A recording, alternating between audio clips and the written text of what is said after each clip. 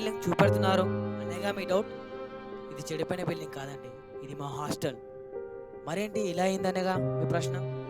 ఇది వ్యాండలిజం వలన ఇలా అయ్యింది.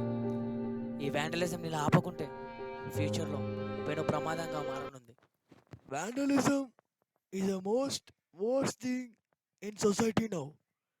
I have told you several times, but you are not following. If you repeat this, I will punish you.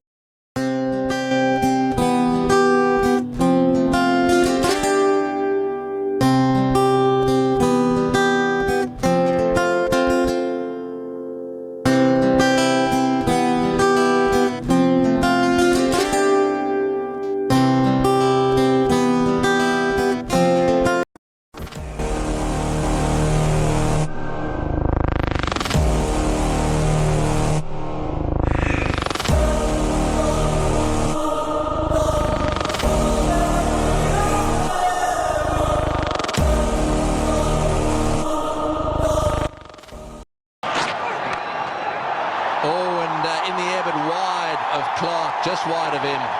It went like a rocket to the boundary.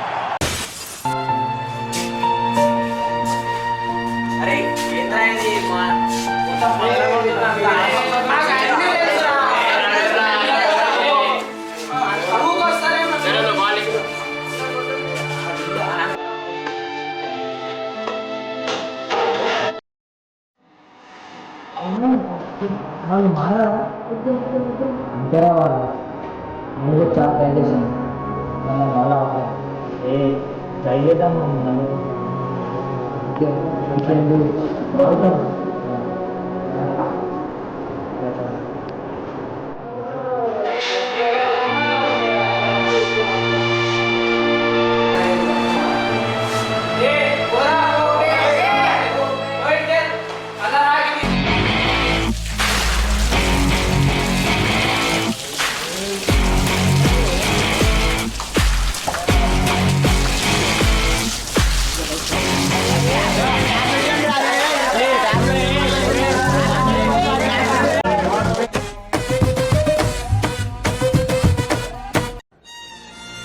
ఏందమ్మా ఇది switch board పాడైపోయి వారం అవుతుంది, ఇంకా బాగా చేపిస్తలేవు. ఫ్యాన్ వేద్దామన్నా స్విచ్ బోర్డ్ ప్రాబ్లం. ఎప్పుడు నువ్వు ఇంతే అమ్మా, నాకు ఉండబుద్ధి అయితలేదు. స్విచ్ బోర్డు గురించి ఆలోచిస్తున్నావా? మన ఆర్థిక పరిస్థితి గురించి నీకు తెలియదా? మీ నాన్న వారం నుంచి హాస్పిటల్లో ఉన్నాడు. ఆయనకి ఎలా బయటకు తీయాలో నేను ఆలోచిస్తుంటే నువ్వేమో ఇలా.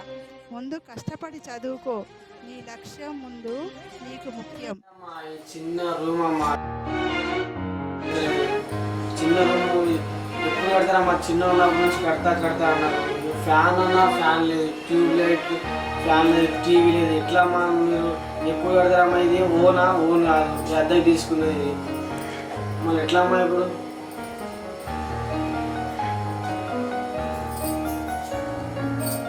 ఏం చేద్దాం బిడ్డ, మన బతుకులైతే నేను కష్టపడుతుంది అంతా నీకోసమే కదా. బాగా చదువుకొని మీరే కట్టండి. అయితే ఇప్పుడు నేనేం చేయాలమ్మా? నాకు బోర్ వస్తుంది. ఏం చేస్తావు? పడుకో.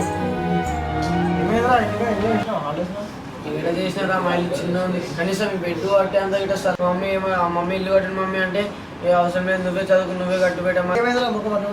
అదే ఏమోనా, ఇట్లా టీవీ చూద్దామంటే ఆ స్విచ్ బోర్డ్ ఖరాబ్ అయింది. చేపిండి అంటేనేమో మా అమ్మ తిడుతుంది, మా డాడీ ఏమో వారం నుండి హాస్పిటల్లో ఉన్నాడు. ఇంకేం మంచిగా అనిపిస్తలేరా?